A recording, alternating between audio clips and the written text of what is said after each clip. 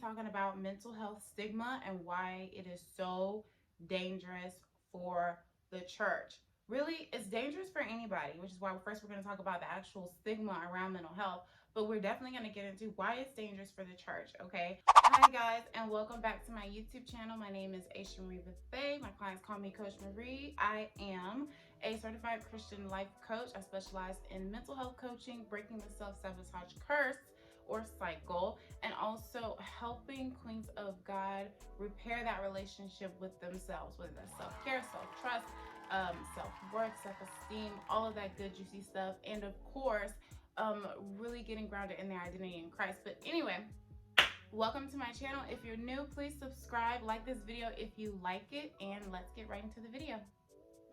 So first of all, what is mental health stigma? All right, guys, before this gets started, I'm editing this and I realized that I didn't mention a couple of really important parts of the stigma that I meant to. Like, for example, saying that everybody and their mama has a demon with no context or background, etc. But that's because those things are going to be mentioned in the second part. So just stay tuned. Don't forget to subscribe so that you get notified when that comes out. All right, back to the video. Mental health stigma consists of mainly like 2 or 3 really vital components. All right, one of the first things is that there's a shame around mental health, whether it's a mental health diagnosis or whether you have not been formally diagnosed by a licensed therapist or psychiatrist. But there can be this shame around even just the symptoms that come along with mental health. Shame around experiencing anxiety. Shame around really labile emotions, you know, like going from happy to, or extremely happy to extremely sad, maybe some depression, maybe some mania, things like that. There can be this shame around even psychotic symptoms, schizophrenic symptoms, especially when you get over there in that range. There's even more shame there. So there's this huge shame component that's really a part of what makes up that mental health stigma, where people are ashamed to talk about what they're going through. People are feeling bad about themselves for things that they feel they can't control or ways that they struggle mentally and emotionally, okay? And sometimes that even includes an intellectual component, intelligence component, their cognitive functioning, and that can be really shameful to talk about and discuss. And that often stops a lot of people from reaching out or saying they need help, or saying that there is something going on with them, okay? And this leads me into the second component that I've seen really makes up that mental health stigma, which is a feeling of loneliness, right? A feeling like you're the outlier, like you are going through something, that's just, again, so shameful, but also something that other people are not going through, and you seem like the odd one out, or you seem like the one that, like, what's wrong with you kind of thing.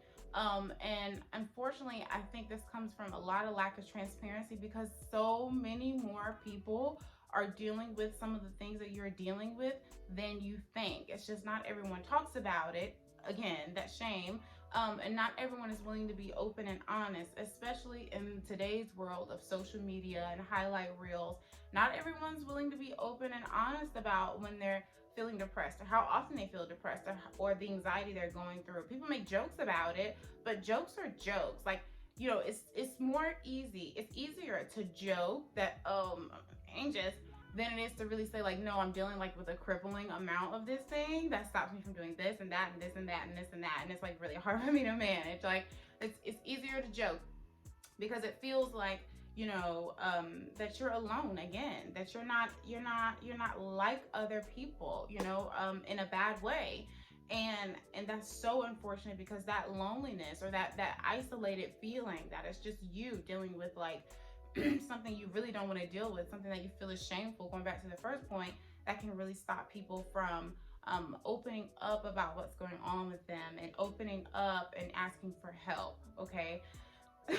Sorry guys. And so the third component that I see a lot around the mental health stigma is this demonization of mental health needs and struggles, right? This idea that there's something wrong with you. And so a lot of times it doesn't feel good if you maybe start or you test opening up or speaking about what's going on with you, and you are like slapped down, basically, you know, you're made to feel like, no, you're the problem, like you need to get it together, no, you need to work harder, no, you need to control it better, you know, that can be really hard to open up about that, especially if you have some feelings going on, you know, or you're remembering instances where you have tried, you know, where you have tried to control it, where you have tried to diminish it, where you have tried to stop, you know, and so it can feel very invalidating and rejecting when people just blame you, and just shut you down and slap you down, as opposed to being a bit more, sorry, I dropped it, as opposed to being a bit more understanding, and loving, in their response. And that leads me to the fourth component, which is rejection. Rejection, rejection, rejection, rejection, which is, you know, that stigma that if I open up about this, people are going to reject me, right? How can I describe this best? It's like, again, going off what I just said, when you start, because a lot of times you're gonna have moments where you try to open up, or you try to kind of lead in with people, because oftentimes, you know, it's not that you just don't want any kind of help, but you know, you tried a little here to open up, or you said a little bit here, you made a joke, and then you feel like you just get met with this like rejection, you know, where you feel like people shut you down, or people, you know, they don't want to talk about it, or they don't agree with what you're saying as your own experience. And that feeling of like, of rejection, or even, you know, that if people will see, you know, what you're dealing with or what you're struggling with, how it actually looks, you know, that then it's like that they'll back up from you, you know, or that you complicate things, you're burdened, that kind of feeling. You know, that maybe you don't think that you can be helped because you've been made to feel like, you know, you're broken, or maybe you've had some experiences that have made you feel like this is just too hard, even for other people to deal with, let alone for me to deal with. So it's why would I want to open up and share it or seek help, you know, just to be made to feel like, no, you know, I can't deal with you, or I can't deal with that, or this isn't working for me, and then people back up from you, or the help that you were looking for is not there. Okay, that's a really hard, hurtful feeling. And if you've gone through that, I just apologize on behalf of whoever made you feel that way. Okay, and so those are four components that I've seen really make up the mental health stigma. I'm really trying to think, you know, if there's another one. I just had one on the tip of my tongue. If it comes back to me, I'll bring it up.